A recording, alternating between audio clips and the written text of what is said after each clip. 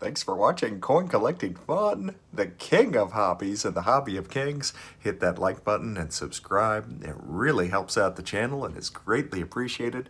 And after this video is over, check out the link below this video in the description section to see a cool coin from the Philippines.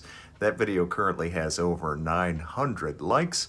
Let's get that video to over 1,000 likes. Again, the link is below this video in the description section. Also, that video has over 2,700 comments. Believe it or not, that's 2,700 comments. Let's get that video to over 5,000 comments. Again, the link is below this video in the description section. And finally, that video has over 62,000 views. Let's get that video to over 100,000 views. Again, the link is below this video in the description section. And maybe eventually that video will get to 1 million views and maybe millions of comments. So if you've seen that video and have already left a comment or two, you're already welcome to go back and leave another comment.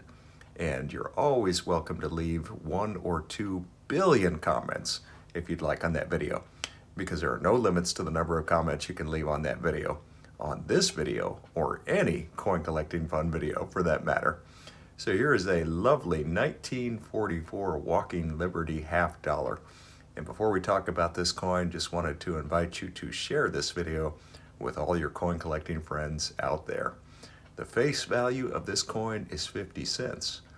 However, the numismatic value of this coin is $14 in good G4 condition, $16 in very good VG8 condition, $17 in fine F12 condition, $19 in very fine VF20 condition, $20 in extremely fine EF40 condition, $22 in about uncirculated AU50 condition, $38 in uncirculated MS60 condition, $54 in brilliant uncirculated MS63 condition, and a whopping $115 in certified mid-state.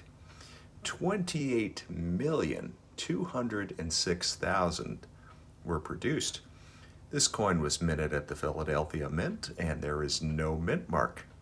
And it was designed and engraved by Adolph A. Weinman, and is composed of 90% silver and 10% copper.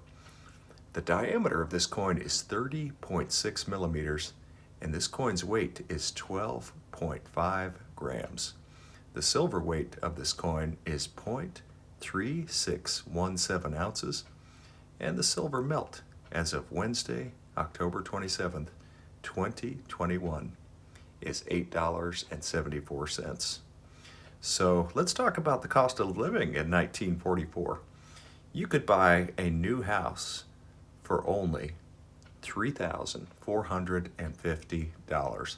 Imagine that. A lot of us have that kind of money saved where we could just pay cash for a house back in 1944.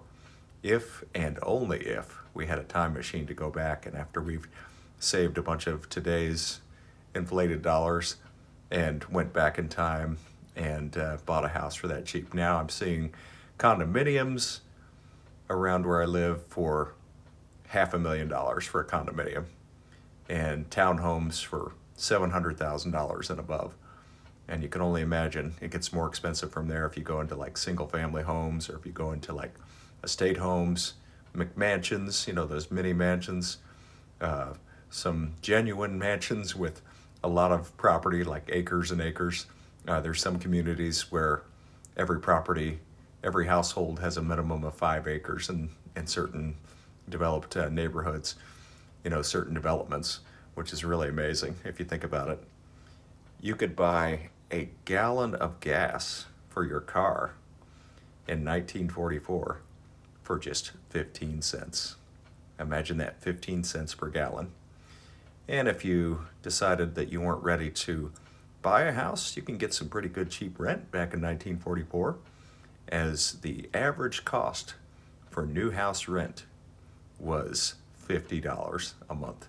Imagine that, renting an entire house for $50 a month. Not an apartment, but a house, a full house. We're talking, maybe 3-level house, something like that. Whereas you can't even rent even a closet for $50 a month now. I can think of apartments cost way more than that per month just for just a simple, 1 or 2 bedroom apartment. You could buy a loaf of bread for 10 cents. Imagine getting a loaf of bread for 10 cents. And again, if we only had a time machine to go back, that would be very beneficial and very helpful to get what we want and save money. That's all we'd have to do is just travel back in time after saving today's dollars. In the year of 1944, however, the United States minimum wage was only 30 cents an hour, which is the equivalent of about $4.50 an hour in today's dollars. So you could see that even though a house would only be, a few $1,000s, if you're only making 30 cents an hour at a minimum wage job, it would take you quite a while to accumulate the money to buy a house. And so the average wages in 1944 were about $2,400 per year. Just think about how much the average wage has gone up since then in today's dollars. Thank you so much for watching. Please like, comment, and subscribe. And again, check out the link below this video in the description section to see a cool coin from the Philippines. Again, that video has over 900 likes. Let's get that video to over 1,000 likes. Again, the link is below this video in the description section. Again, that video has over 2,700 comments. Let's get that video to over 5,000 comments. Again, the link is below this video in the description section. And finally, that video has over 62,000 views.